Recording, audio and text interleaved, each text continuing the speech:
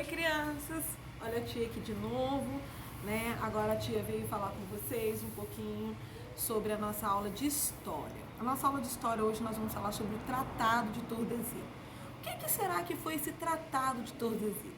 Então, esse Tratado de Tordesilhas foi uma forma, tá, que foi encontrada para poder parar com a briga.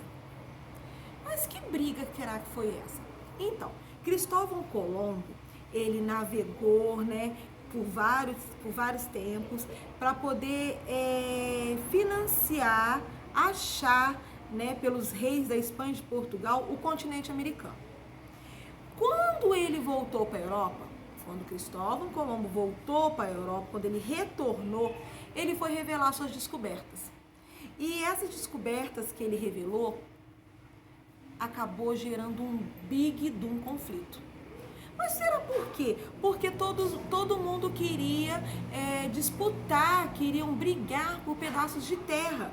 Então, para que isso acabasse, para solucionar essa questão dessa briga de quem ficava com mais terra, quem era isso, quem era aquilo, o Papa Alexandre XVI propôs que os dois países assinassem o Tratado de Tordesilhas. O que era isso? Era um documento, tá? Era um documento que marcava as regiões que cada um deles poderia explorar. Ou seja, pegou-se o Brasil, que tinha sido descoberto, como se dividisse ele ao meio, mas não foi totalmente ao meio, tá? Essa divisão não foi tão certinha assim, não.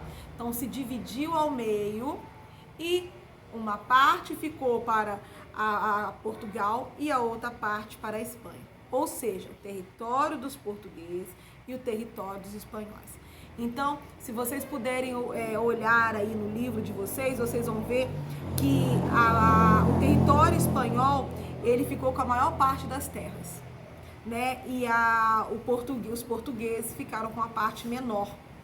Então, dá pra gente ver que essa divisão não foi totalmente feita por igualdade, mas foi a solução que foi encontrada para que o conflito acabasse, para que essa briga acabasse. Então, essa divisão que foi feita foi chamada de Tratado de Tordesilhas. A partir daí agora, nós vamos começar a estudar poucos pedaços, poucos assuntos sobre o nosso Brasil. Então, a cada aula de história, a gente vai descobrir uma coisa nova sobre o nosso Brasil. Como foi modificando a situação do nosso país.